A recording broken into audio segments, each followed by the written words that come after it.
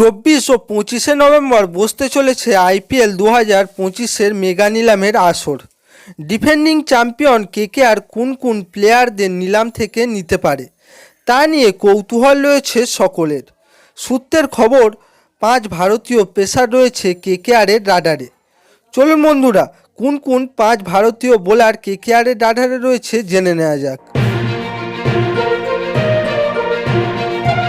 Number 1, Mohammad শামি।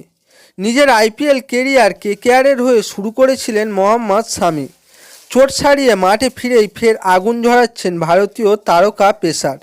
গুজরাট দলের হয়ে বিগত 2 মরশুম খেলেছেন শামি।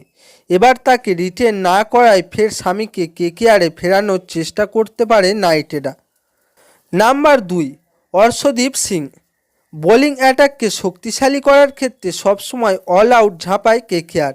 এবার একজন টি-20 স্পেশালিস্ট, বিশেষ করে ডেড ওভারে দলকে সার্ভিস দিতে পারে এমন কাউকে খুঁজছে কেকেআর। ফলে ভারতীয় বাঁহাতি পেসার অর্শদীপ সিংকে নিতে পারে কেকেআর।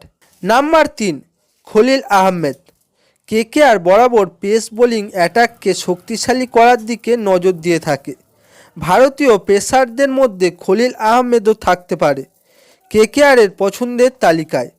আইপিএলের মঞ্চে নিজেকে প্রমাণ করেছেন খলিল। নাম্বার 4, নবদীপ সাইনি। আইপিএলের মঞ্চ থেকেই নিজের পরিচিতি তৈরি করেছিলেন নবদীপ সাইনি। ভারতীয় দলেও সুযোগ পেয়েছিলেন তিনি। গত মরশুমে রাজস্থানে ছিলেন সাইনি। এবার ভারতীয় পেসার খোঁজার ক্ষেত্রে নবদীপ সাইনিকে টার্গেট করতে পারে কেকেআর। নাম্বার 5, ওয়াশিংটন সুন্দর।